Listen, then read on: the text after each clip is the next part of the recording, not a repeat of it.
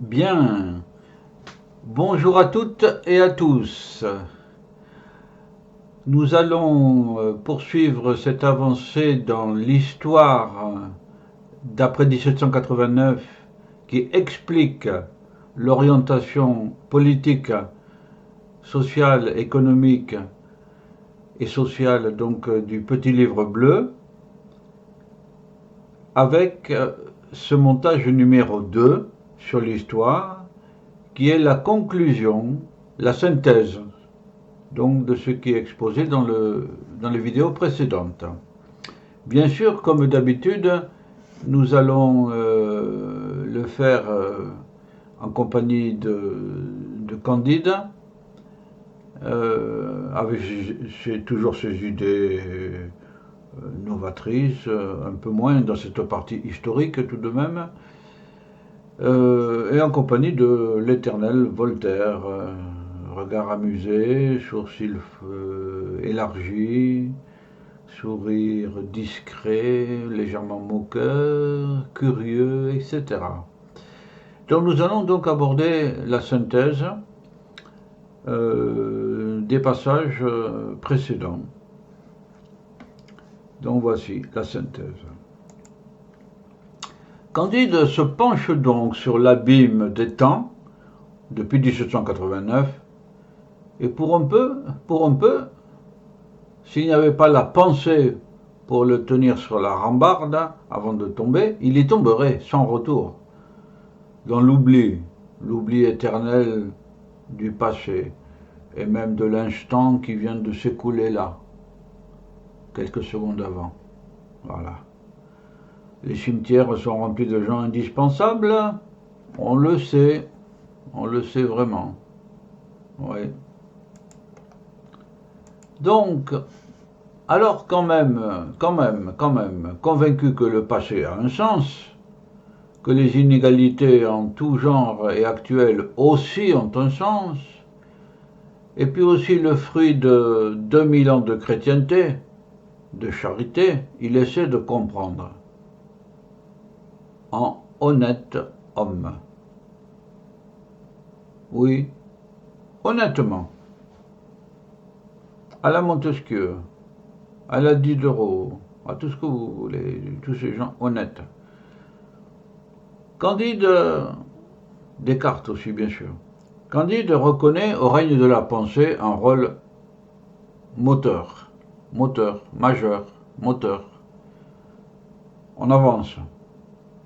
Voltaire, Diderot, Rousseau, d'Alembert, etc. ont bâti un système qui, à la faveur de la misère économique, a amorcé plus tard la Révolution. C'est le siècle des Lumières.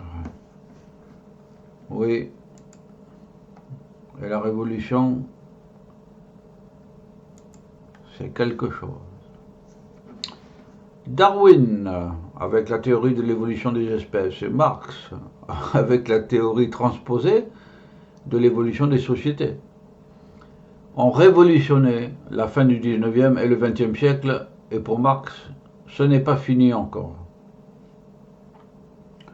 Et tous les grands penseurs actuels continuent, presque chaque jour. Alors, modestement, Candide dit ce qui suit, en synthèse. Toutes ces lignes ont été commencées à être écrites par Candide en juillet 2019, dans le sillage des bonnets rouges bretons et des gilets jaunes nationaux. Depuis, oui, c'est une éruption, ça a été dit au début.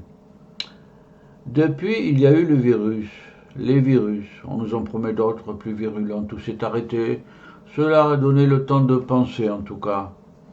De penser car ça a été déjà dit, la pensée est un acte artisanal et ça prend du temps. Depuis longtemps, Candide pense à la charrue, depuis qu'il était au lycée déjà.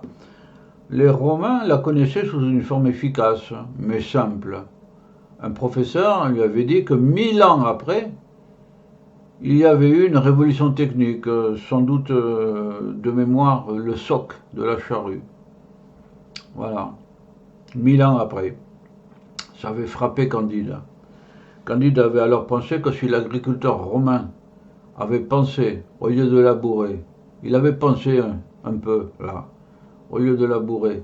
S'il s'était assis au coin de son champ, sous un arbre ombragé, on aurait économisé 1000 ans, 1000 ans, 1000 ans, 1000 ans de révolution pour un outil indispensable à la production des fruits et des légumes.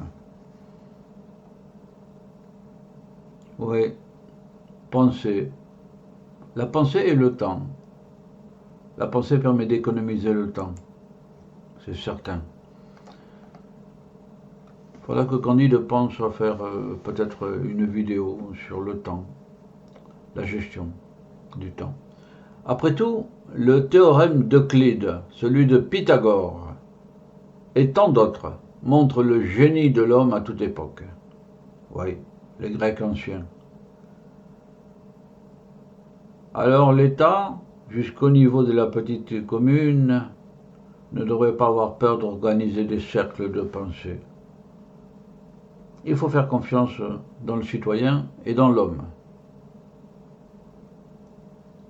Oui. Alors, si maintenant Candide pense ou repense au sens de l'histoire pour légitimer le progrès humain français, voici ce qu'il avance, à grandes enjambées. La grande révolution s'est dressée contre la misère, l'injustice, la déconsidération, notamment. Le paysan devait se... parce qu'il y avait énormément de paysans, le paysan en bord de route devait se décoiffer et s'incliner un peu de la tête quand un carrosse noble avec écusson passait. C'était l'habitude ancestrale, millénaire presque. La déconsidération notamment.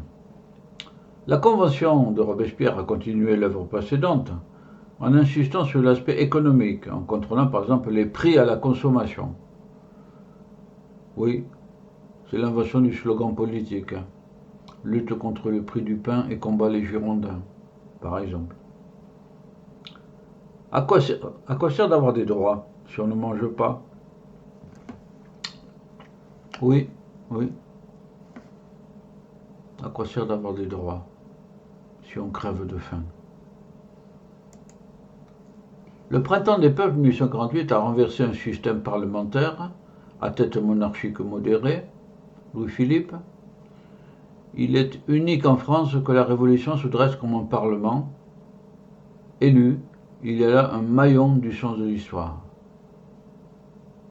Je signalais déjà les printemps arabes qui s'en sont inspirés et qui ont été enlisés ensuite dans d'autres complications.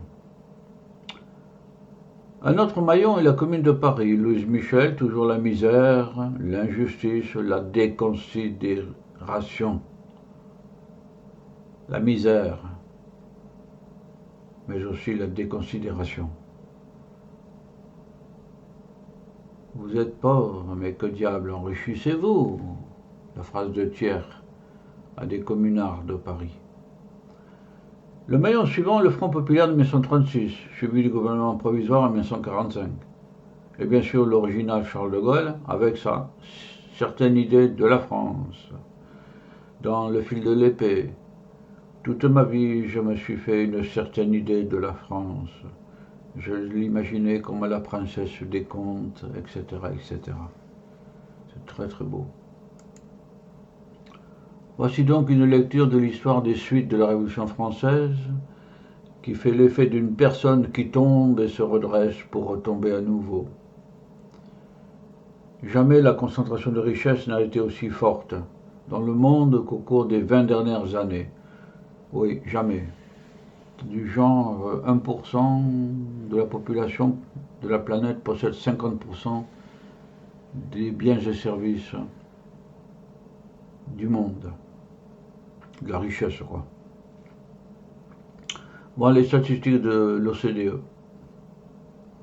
En France, la révolution de 89 est de nouveau à terre. On peut l'affirmer. Celui qui a surnommé le boucher de la commune, Adolphe Thiers, aurait prononcé cette phrase. Mais que diable enrichissez-vous? L'idée est aussi attribuée à un ministre, François Guizot. Et le président chinois Xi Jinping l'a repris, cette phrase. Il n'y a pas de limite aux idées. Il n'y a pas de limite continentale aux idées.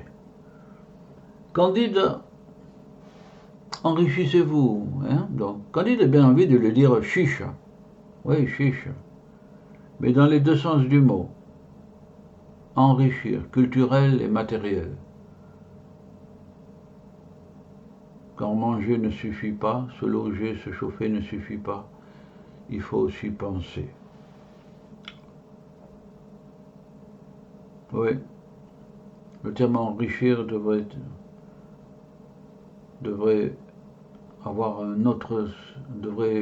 être doublé d'un autre mot pour désigner le fait de savoir des choses, pas que savant. Et donc, au regard de cette analyse de cette grande histoire de France, Candide a bien envie de dire, à travers l'histoire, à Adolphe Thiers, eh bien, chiche, enrichissons-nous tous, enrichissons-nous, chiche, aussi bien dans le sens matériel que dans le sens intellectuel, au sens des grandes idées, ou des idées tout court. Chiche. Ce chiche s'adresse aussi à vous, à tous ceux qui ont suivi ces vidéos. Voilà. Sachons aussi être dignes de ce sens de l'histoire. Chiche. Voilà. Eh bien, nous en avons fini là avec le sens de l'histoire numéro 2, cette finale conclusive. Et le petit livre bleu par Candide est achevé, sous réserve d'un ajout, Histoire 3, consacré à quelques idées lumineuses de Napoléon Ier dans le mémorial de Sainte-Hélène. Et si vous avez le goût de l'histoire, je vous invite volontiers à suivre ce petit exposé sur la pensée de l'empereur. Voilà. Je vous dis au revoir avec Voltaire et Candide, et donc à la dernière vidéo temporaire, voilà, sur la pensée de Napoléon Ier au mémorial de Sainte-Hélène. Au revoir et à bientôt.